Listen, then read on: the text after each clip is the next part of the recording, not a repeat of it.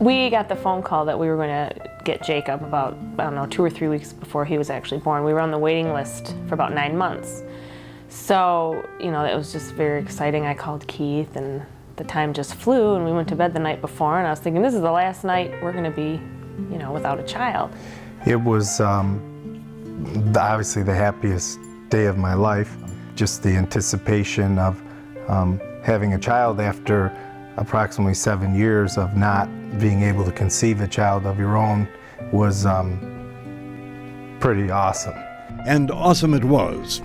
As the Malik family grew, it was noticeable Jacob was different. Having not been a parent before, we didn't know what to expect or what you would see to notice these things. So you go through the first few weeks, months. He wasn't looking right at us. There wasn't a lot of smiling. Wasn't holding his head up. And then certainly later when crawling came, he wasn't crawling when he's supposed to have been. So then that was kind of an eye-opener for us that we needed to seek, you know, early on for intervention as to what we might need to do to have him evaluated, etc. As the first few years passed, the Maliks searched for answers. Autism didn't come into the picture until he was approximately 3 years old. You know, parents, after, you know, several years with Jacob, you know, I think parents know their kids better than most people would. So we knew that there was something there, and what you know about autism today, that he had a lot of those characteristics. So we pressed for diagnosis. It was very, very scary. I mean, I went through a very rough time. I had a lot of depression. It was pretty bad for a couple months. I think coming to terms with it was difficult for me. I don't know if it was as difficult as if I would have given birth to him, because I've talked to other mothers, and I didn't go through the whole guilt like a lot of people do, but it was difficult. I mean, wondering what your child is gonna do. I mean, will he ever walk? Will he ever crawl? I mean, these are the things that, you know, will he ever talk? I'm still wondering, will he ever talk? Autism is characterized by 3 distinctive behaviors. Autistic children have several problems: difficulties with social interaction, verbal and nonverbal communication. They exhibit repetitive behavior. They have narrow or obsessive interests. Autism can range from mild to disabling. Oh, can I have a kiss? Give me a kiss. For families with an autistic child, there are many challenges. Having a child with autism, the financial strain that exists is, you know, quite great.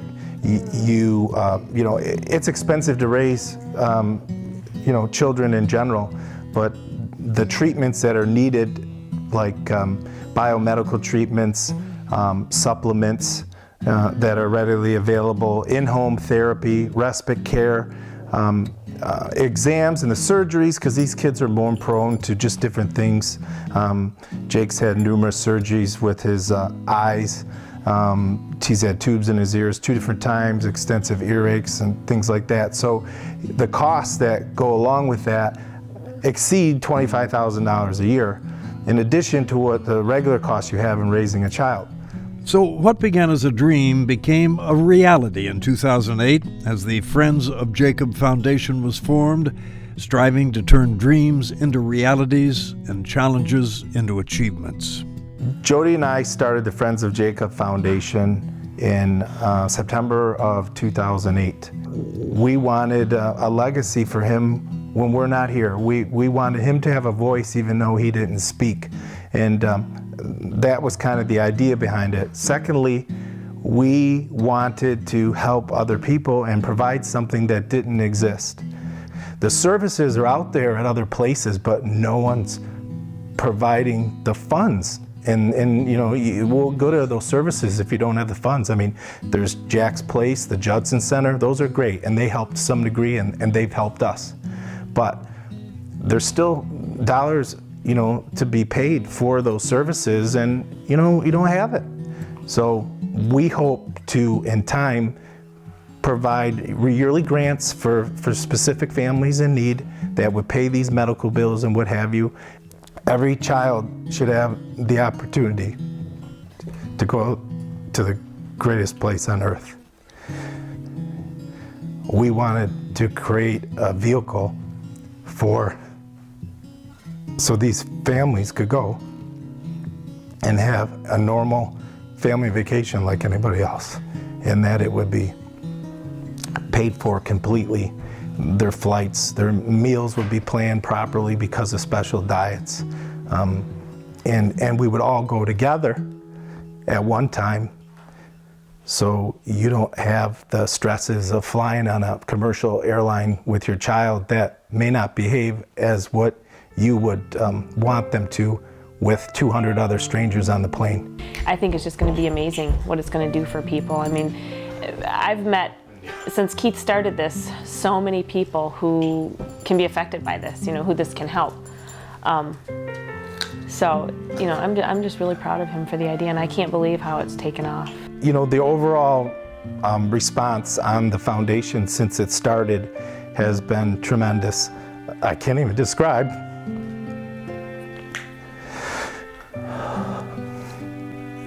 The friendships and how important it is, and how they believe in what we're doing, not only for our son, because we will as well benefit from these services, but for these other families. Autism is increasing. The Center for Disease Control says autism affects 1 in 150 births. Thank you, buddy. As for the Malicks, they feel it is their calling to get involved. But like all families living with autism, the future is uncertain. My hope for Jacob has always been that he's happy. I mean, we just don't know what the future is going to bring. I don't know if he'll be able to live on his own. I want him to be happy, and I want him to be able to live up to his full potential. Whatever that is. We hope that he can live on his own someday, whether it's in a group home or, I'd like him to be able to have a job of some sort, but just ultimately to be happy. I mean, that's just all I really want for him.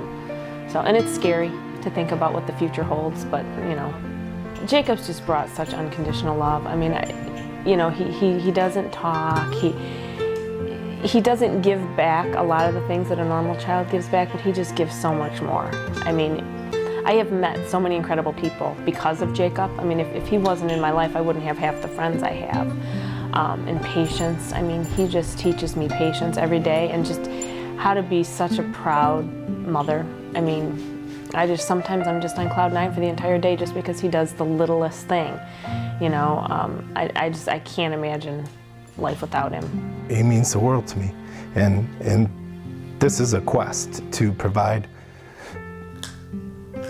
the best life we can for him and for other families like him. He's my whole world.